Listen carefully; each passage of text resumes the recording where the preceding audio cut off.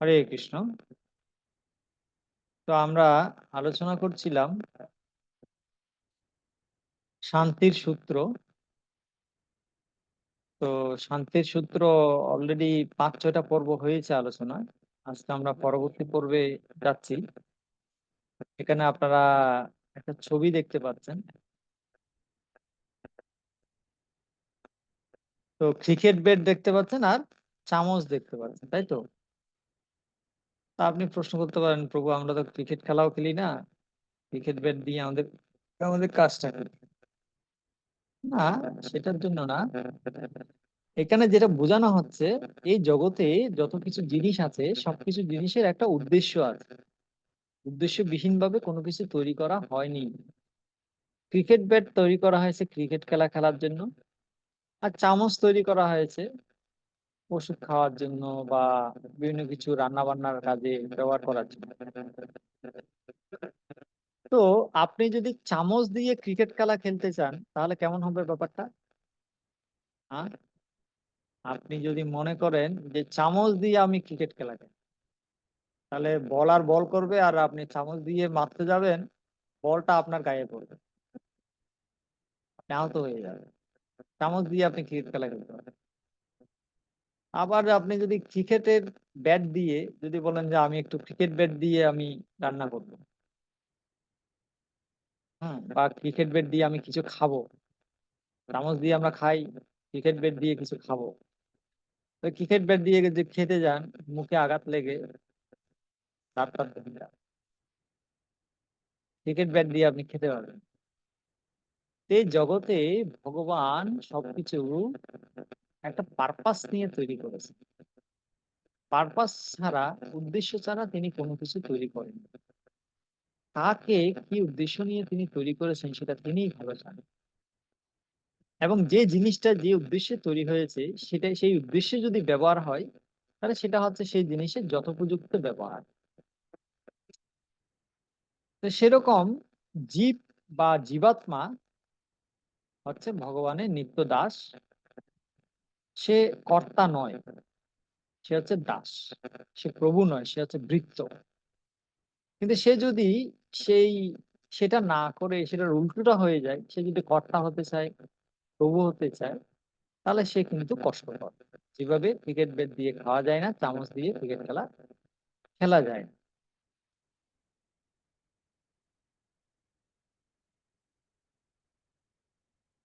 তো কৃষ্ণকে কেন্দ্র করেও, এখানে ফোন ভেঙে গেছে সেজন্য দেখা যাচ্ছে না, কৃষ্ণকে কেন্দ্র করেও আমরা চাইলে এনজয় করতে পারি। এমন নয় যে এনজয় করা যায় না, কৃষ্ণ ভক্ত হলে কোনো কিছু উপভোগ করা যায় না, সেরকম নয়। কৃষ্ণকে কেন্দ্রে রেখেও আমরা উপভোগ করতে পারি। কিভাবে আমরা পারি? যদি আমরা কৃষ্ণকে সহযোগিতা করি, কৃষ্ণের উপভোগে যদি আমরা সহযোগিতা করি। আমাদের উচিত ভগবানের পরিকল্পনায় সহযোগিতা করা, ভগবানের প্রতিযোগী হওয়া নয়, ভগবানের সহযোগী হওয়া। ভগবানের পরিকল্পনার সাথে আমাদের পরিকল্পনা এক করা। কিভাবে এক করব? যদি আমরা ভগবানের মহিমা প্রচার করি, নিজেরা মহিমা প্রচার করি, অন্যদেরকে প্রচার করি, নিজেরা পালন করি, যতটুকু ভগবান আমাদেরকে দিয়েছেন ততটুকু নিয়ে সন্তুষ্ট থাকি। দয়া সর্বভূতেষু সন্তুষ্টা যেন কেন বা সর্বেন্দ্রিয় উপশান্তা চ তুষ্যতি আশু জনার্দন। শ্রীমদ্ ভাগবতে চতুর্থ স্কন্ধে বলা হচ্ছে, তিনটা কাজ কেউ যদি করে তাহলে ভগবান জনার্দন খুব শীঘ্রই তার উপর প্রসন্ন হন। দয়া সর্বভূতেষু, একটা হচ্ছে সমস্ত জীবের প্রতি দয়া, সমস্ত জীবকে দয়া করা, জীবে দয়া, কাউকে হত্যা না করা, কাকে কষ্ট না দেওয়া, ক্লেশ না দেওয়া। এটা হচ্ছে বৈষ্ণবতা। বৈষ্ণবরা এত উদার, এত মহান, তারা একটা পিঁপড়াকেও হত্যা করেন না। এটা হচ্ছে বৈষ্ণবদের ধর্ম। কিন্তু তার মানে এই নয় যে এই দয়ার নাম করে কেউ যদি আমাদেরকে অহেতুক অকারণে আহ নির্যাতন করতে চায় তাহলে আমরা প্রতিবাদ করব না, সেটা দয়ার অর্থ নয়। ঠিক আছে? চোরকে চোর বলাটা কোনো অপরাধ নয়। নিরপরাধ ব্যক্তিকে চোর বলাটা অপরাধ। তো যা হোক, দয়া সর্বভূতেষু সন্তুষ্ট যেন কেন, বা ভগবান যা দিয়েছেন আমাদেরকে তা নিয়ে সন্তুষ্ট থাকা। ঈশাবাস্যম ইদম সর্বম যৎকিঞ্চ জগত্যাম জগৎ তেন তক্তেন ভুঞ্জিতা মা গৃদ কুস্যসিত ধনম। যৎকিঞ্চ জগত্যাম জগৎ, এই জগতে ভগবান সবার জন্য একটা কোটা বরাদ্দ করে রেখেছেন, কে কতটুকু পাবে। তো যে যতটুকু পাবে, যার জন্য যতটুকু নির্ধারিত আছে ততটুকু নিয়ে আমাদের তেন তক্তেন ভুঞ্জিতা, ততটুকু নিয়ে সন্তুষ্ট থাকা উচিত, ততটুকু ভোগ করে সন্তুষ্ট থাকা উচিত। মা গৃদ কস্যসিত ধনম, এবং অন্যের ধন অপহরণ করা উচিত নয়, অন্যের ধন হাত দেওয়া উচিত নয়। তো বৈষ্ণবদের সম্পর্কে বলা হয় পরধন বর্জ্য তুল্য। বৈষ্ণব মানে তারা জানে যে অন্যের ধন হচ্ছে বর্জ্যের মতো, ডাস্টবিনের ময়লার মতো, তারা সেটা স্পর্শ করেন না। এই সম্পর্কে একটা সুন্দর স্টোরি আমার মনে পড়েছে, এটা বলতে গিয়ে একটা গল্প আমার মনে পড়েছে। একবার একজন বৈষ্ণব দম্পতি বৈষ্ণব দম্পতি স্বামী স্ত্রী, তারা একটা জায়গায় তীর্থস্থানে যাচ্ছেন হেঁটে হেঁটে। তখনকার দিনে তো গাড়ি ঘোড়া ছিল না, হেঁটে হেঁটে যাচ্ছেন। তো যাওয়ার সময় স্বামী আগে আগে যাচ্ছেন, স্ত্রী পিছনে পিছনে যাচ্ছেন। তো যাওয়ার সময় তারা, স্বামী দেখলেন রাস্তার মধ্যে অনেকগুলো স্বর্ণ মুদ্রা পড়ে আছে রাস্তার মাটিতে। আমরা হলে কি করব? ও, স্বর্ণ পেয়ে গেছি, পকেটে ভরে নাও, ধনী হয়ে গেলাম, তাই না? তা আমরা হলে করব। কিন্তু বৈষ্ণব ওই ব্যক্তি, তিনি তিনি চিন্তা করছেন, হায় হায়, এখানে স্বর্ণ মুদ্রা পড়ে আছে, আমার স্ত্রী যদি দেখে তার তো লোভ লেগে যাবে। তার নিজের লোভ লাগেনি, তিনি স্ত্রীর কথা চিন্তা করছেন যে তার তো লোভ লেগে যাবে, তিনি হয়তো লোভে পড়ে কিছু স্বর্ণ মুদ্রা নিয়ে নিবেন, তার থেকে বরং আমি স্বর্ণগুলো মাঠে দিয়ে ঢাকা দিয়ে দিই, মাঠে দিয়ে ঢাকা দিয়ে দিই, যাতে আমার স্ত্রী দেখতে না পায়। তো এই চিন্তা করে তিনি কিছু মাটি নিয়ে ওই স্বর্ণ মুদ্রাগুলো ঢাকা দিয়ে দিচ্ছেন। আর স্ত্রী দেখছেন যে স্বামী কিছু একটা করছে মাটি দিয়ে। স্ত্রী জিজ্ঞেস করছে, তুমি কি করছো? তুমি মাটি দিয়ে কি করছো, মাটির মধ্যে কি করছো? তখন সে তো দেখছে যে দেখে ফেললো। সে বলছে যে আসলে আমি এখানে কিছু স্বর্ণ মুদ্রা আছে, তুমি যাতে লোভে না পড়ো, তাই আমি এগুলো মাটি দিয়ে ঢাকা দিয়ে দিচ্ছি। তখন স্ত্রী বলছে, কোথায় স্বর্ণ মুদ্রা? আমি তো স্বর্ণ মুদ্রাই দেখতে পাচ্ছি না, আমি তো সব মাটির ডেলা দেখছি, আমি তো স্বর্ণ মুদ্রা দেখতে পাচ্ছি না। তোমার কি মাথা খারাপ হয়ে গেল? মাথা ঠিক আছে তোমার? আমি তো স্বর্ণ কোথায়, এখানে তো স্বর্ণ মুদ্রা নাই, আমি তো ভালো করে দেখলাম। ও মাটিগুলো উল্টে তুলটে দেখছে, কোনো স্বর্ণ মুদ্রা নাই, সব হচ্ছে তো স্বর্ণ মুদ্রাকে, স্বর্ণটাকে স্বর্ণ বলে দেখছে না, মাটির ডেলা হিসেবে দেখছে।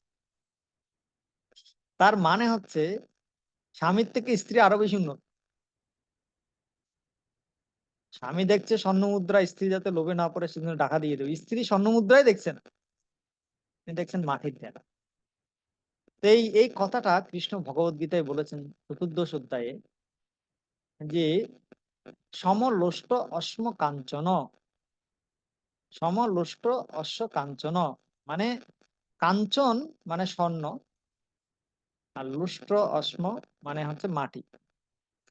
তো ত্রি- ত্রিগুণাতীত ব্যক্তি যিনি, যিনি তিনটা গুণ থেকে মুক্ত, তিনি স্বর্ণ এবং মাটির ঢেলা দুইটাকে সমান জ্ঞান করেন, দুটাকে সমানভাবেই দেখেন। কোনটা সোনা কোনটা মাটির ঢেলা এইভাবে তিনি দেখেন না।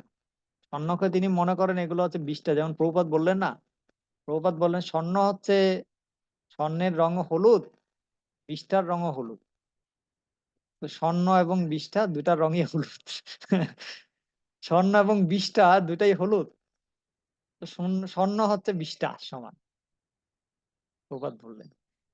তো এটা হচ্ছে এটা হচ্ছে ত্রিগুণাতীত ব্যক্তিরা এইভাবে দেখেন, বুঝতে পারছেন? তো আর যারা হিরণ্যকশিপু অসুর, তারা কি করে? তারা স্বর্ণ পাওয়ার জন্য পাগল। হিরণ্যকশিপু হিরণ্য, হিরণ্য মানে স্বর্ণ, আর কশিপু মানে কোমল বিছানা, মানি এন্ড ওমেন। এগুলো পাওয়ার জন্য যারা পাগল তাদেরকে বলা হয় অসুর। আর যারা ত্রিগুণাতীত ব্যক্তি, যারা ভগবানের ভক্ত, তারা এগুলো পাওয়ার জন্য পাগল হয় না, তারা ভগবানকে পাওয়ার জন্য পাগল হয়, এবং তারা জানে তারা যদি ভগবানকে সেবা করে তাহলে এমনিতেই লক্ষ্মী তাদের কাছে আসবে। এটা তারা বেশ ভালো জানে। তাই তারা আলাদাভাবে আহ, তারা রামকে বাদ দিয়ে সীতাকে চায় না, সীতাকে বাদ দিয়ে রামকে চায় না, তারা সীতারাম দুইজনকে একসাথে চায়। এটা হচ্ছে ভক্তের লক্ষণ, এটা হচ্ছে হনুমান মানসিকতা। ওকে, আমরা একটু পরে যাব।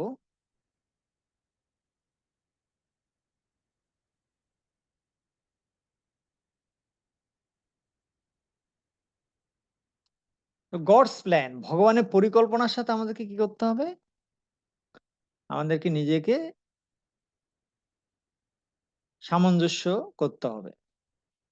তাহলে আমরা এই দুঃখ দুঃখালয় থেকেও আমরা দুঃখবিহীন থাকতে পারবো। যেভাবে পদ্মপাতা জলে থাকে কিন্তু জল পদ্মপাতাকে স্পর্শ করে না। তো দুইটা কথা বলা হচ্ছে, ভগবানের মহিমা প্রকাশ করা আর নিজের চেতনাকে পবিত্র করা। এই দুইটা কাজ যদি আমরা সমান্তরাল ভাবে করে যাই তাহলে আমরা শান্তি পাবো। শান্তি আপনতি ন কাম কামি, সে শান্তি পায়। তারা এই দুইটা কাজ করে। আর যারা কাম ও কামী, যারা যারা কামনা বাসনা, প্রচুর কামনা বাসনা, তারা শান্তি লাভ করে ন কাম ও কাম, তারা শান্তি লাভ করতে পারে না। যারা রাম ও কামী, রামকে চায়, তারা শান্তি পায়।